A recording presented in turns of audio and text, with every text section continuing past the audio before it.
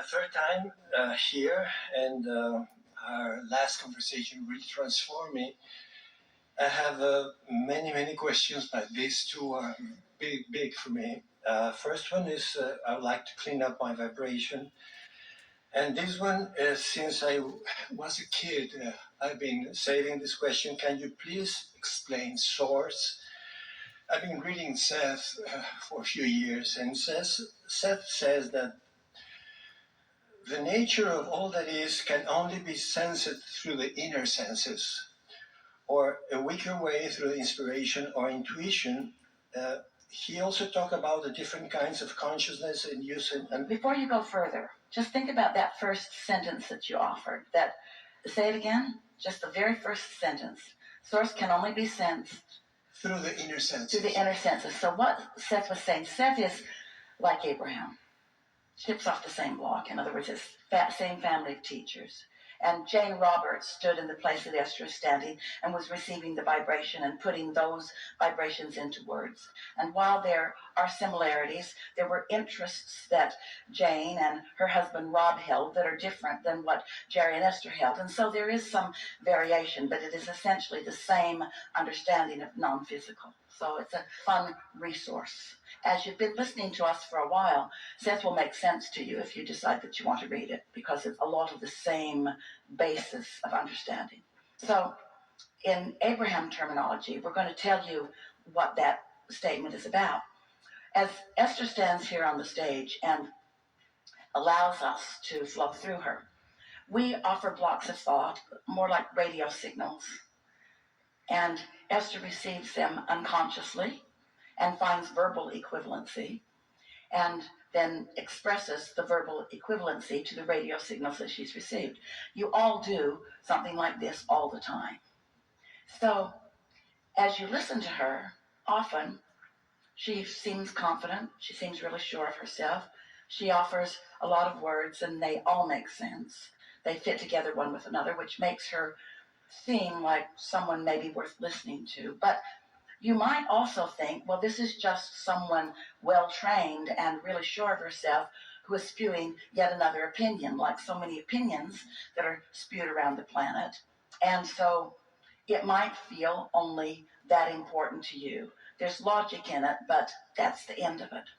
But when you hear something that we have encouraged, and for example, you get the sense that you are more than your physical body, and that there is a part of you that you might get in touch with. So you ponder that thought and actually do get in touch with that broader part of you. You follow our encouragement to meditate and quiet your mind. And in quieting your mind, your vibration rises.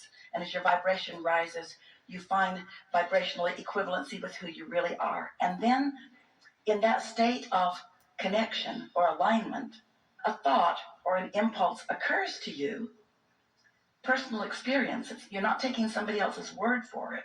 A personal experience happens that when you follow through with it, the results that you're seeking happen, and then you know. We can't say enough into your ear to give you knowing. Your knowing comes only from personal experience. And this inner knowing that is always there for you, you've got to tune to it before you know it. You just can't take somebody else's word for it to be yours. For your vibration to shift and your point of attraction to shift, your vibration has to shift, and that's what that sentence is about. Seth speaks that, has an analogy of an onion, that there are many layers coming from one core, one source, and you said in one tape that all entities has an inner being that has an inner being that has an inner being that has an inner being. Source is everything, or source is at the core. I understand that we are source energy, and I feel it, but I would like to understand source. This will help you. So, layers of the onion. Once we finish this first segment, bring us back to that, because we want to talk about that in relationship to beliefs. So you know what we were just saying about a vehicle, and then stepping into another one, and then stepping into another one. So source is like that. Source is expanding and evolving, as are you. Humans often think that source is finished and perfect, and now you're trying to catch up, when what is really going on is that you and your human form are extensions of source, and it is through your exposure to life that causes you to ask for more, which source then embraces and then becomes. Do you understand? Sort of. So when we say that you have an inner being who has an inner being who has an inner being, what we're actually saying is, here is this vehicle, but before this vehicle was this vehicle, also source, and before this vehicle was this vehicle, also source, and before this vehicle was this vehicle, also source. So just like you stand in your 90 years on this planet, but you are one time in your 80s and in your 70s and in your 60s, and while you are not that 1-year-old anymore, still that 1-year-old is part of this 90-year-old that you are. Just understand evolution is just that way, yes? And what's tripping you up is that you weren't willing to let source be like that. You weren't willing to let source be something that also is evolving, and so that didn't make sense to you. But now it does, if you think about it, doesn't it? The layers of the onion in what Seth was talking about often, and it certainly is the way that we would use it now. In other words, what you'll hear from us now, at one time, what Seth had to say was the leading edge. It isn't anymore. Or the basis is there. But with all of the hundreds of thousands of hours that Esther and those like you and Jerry have been in conversation with infinite intelligence, much that Seth says has moved into a clearer, more easily discernible, understandable place, you see. So the layers of the onion, a lot of people see their belief system as like an onion, and they just peel away layers that don't serve them.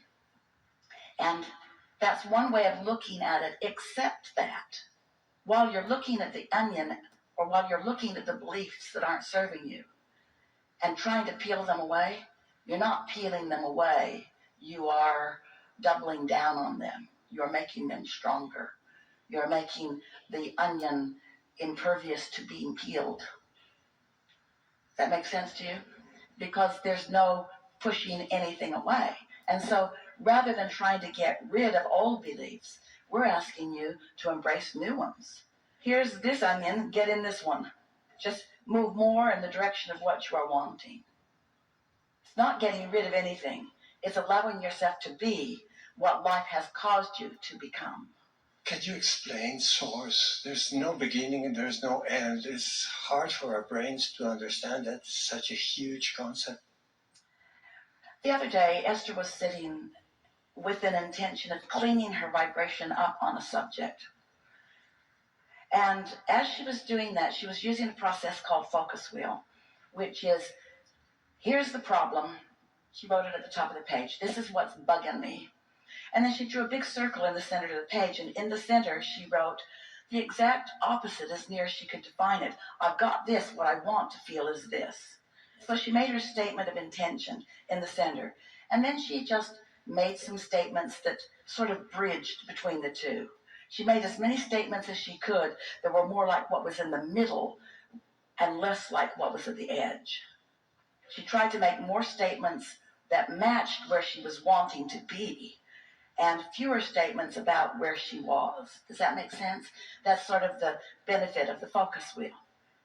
And then she did another one and another one and another one and another one and another one and another one until she just wanted to throw the notebook in the swimming pool, sitting by the swimming pool. She could feel she was bogged down in it. You heard us earlier say, by the way, we're out here on the leading edge, so come along, let's have fun. You heard us say earlier that the problem and the solution are expanding equally. In other words, the velocity of a problem and the velocity of the solution are expanding. They're different frequencies. But what Esther was feeling or sensing was that the more she was trying to fix this problem, looking for a solution, she was actually enhancing the problem rather than finding the solution. So her focus wheel, even though she had good intent, she wasn't getting anywhere with it. Have you ever had that experience? So she sat there, closed her notebook, sitting there holding the pen in her hand with the notebook on her lap. thinking or deciding to stop thinking for a minute. And then the thought came to her, if I could have anything I want regarding this, a sort of a world event sort of thing. If I could have anything I want. And then right in the middle of that thought came an improved onion, one with less layers that were binding her. Since I can have anything I want. Not if. Since I can have anything I want. What do I want? And because Esther's tuned into us so often, that bridge was an easy one for her to make. And all of a sudden, she was overcome, maybe the best word that she would use, with clarity of desire that was so pure and clear and absent of any problems. It was like anything that she wanted. It felt fresh and new. And she wasn't dragging old beliefs and trying to fix them. It felt to her like she went through a portal where all things were possible. And her desire was at such a heightened place, she tapped right into the desires on that subject that she'd been accumulating maybe her whole life, and felt the clarity of what her inner being knows about that. That's what you're reaching for. And it's not going to come every day, but it is going to come on the things that really matter to you. But you have to find a way. This is the bottom line here. You have to find a way that the beliefs that you're dragging around are not active at the same time that you're focused on your desires. Because whatever you're focused upon is active. And if you've got an active belief in your vibration, it is most likely blocking out your reception of what you really want. So you just got to decide, what influence do I want to be under? Do I want to be under the influence of source or under the influence of something else? Do I want to be under the influence of the solution or under the influence of the problem? And you know how you get there easily is meditate. Because when you meditate, you stop your thoughts. And when you stop your thoughts, you stop your beliefs. And when you stop your beliefs, you stop your resistant beliefs. And when there's no resistance within your vibration rises. And there your inner being is right there ready to meet you with clarity. With clarity.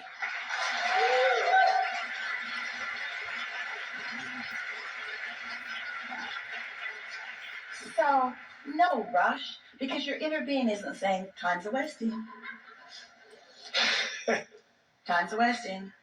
Your inner being is just right there, knowing what you want, knowing where you are in relationship to what you want, guiding you to exposure to thoughts and experiences that take you closer and closer and closer to what you want.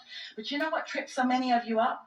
Often you're standing in a place that you don't want to be, and your inner being is calling you closer to where you want to be, but because you're being called closer to where you want to be, and because you're like the corn in the ground that is evolving and it's not going to happen all at once this red hot minute, you grow impatient. You're not sensitive enough to note the improvement because you're looking for the manifestation rather than looking for the improved emotion.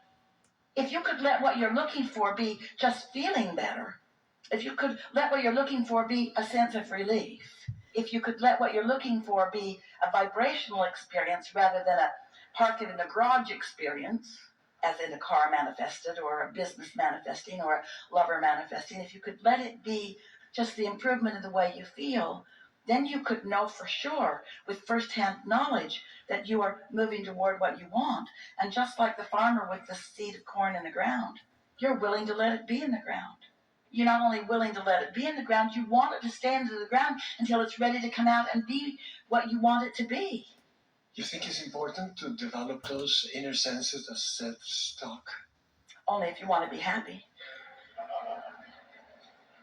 We think it is essential to deliberate creation, to understand that you live in a vibrational world and that your emotions are your key to how you're doing vibrationally. And anything less than that leaves you like a cork on a raging sea, bopping around, bipping around, bobbing around, and reacting to life, but having no control.